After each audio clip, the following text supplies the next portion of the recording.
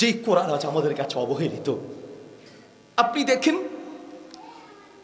অমুককে দোষী করবেন, তমুককে দোষী করবেন, এই করছে সেই করছে।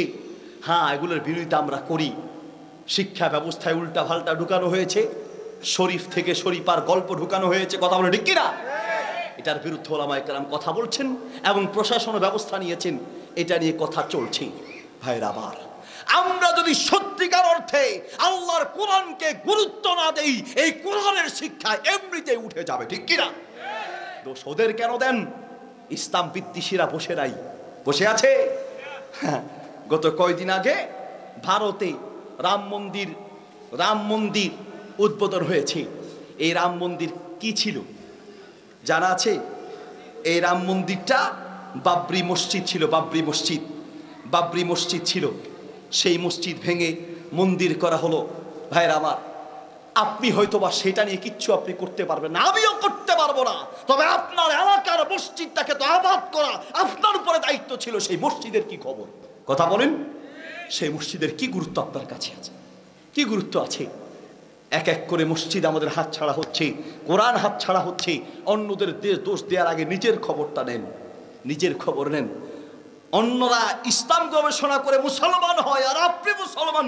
আপনার কাছে ইসলাম পড়া, কোরআন পড়া, হাদিস পড়া কি আছে আপনার কাছে বলেন?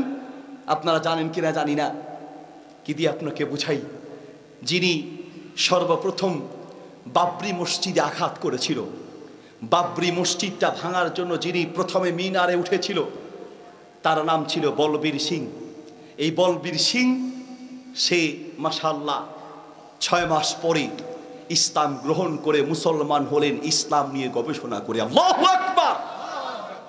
বলবীর সিং সে মিনার ভেঙে যেটা রাম মন্দির হলো, সেই রাম মন্দিরের আগে যে বাবরি মসজিদ ছিল, সে মসজিদের কথা বলছি। সর্বপ্রথম বলবীর সিং উঠে সেই মসজিদটাকে ভেঙেছে এবং সেই মসজিদের একটা ইট নিয়ে রেখে দিয়েছে স্মৃতিস্বরূপ। মুসলমানদের প্রতি বিদ্বেষ নিয়ে, ইসলামের প্রতি বিদ্বেষ নিয়ে সে বলেছে যে ইসলামের প্রতি এত কুৎসা, এত বদনাম রটানো হয়েছে, মুসলমানদের বিরুদ্ধে এত অপপ্রচার আর তথ্য, মিথ্যা তথ্য ছড়ানো হয়েছে, যার কারণে আমার কলিজায় মুসলমানদের প্রতি ঘৃণা জন্মেছিল, যার কারণে আমি নিজ হাতে মসজিদ ভেঙেছি।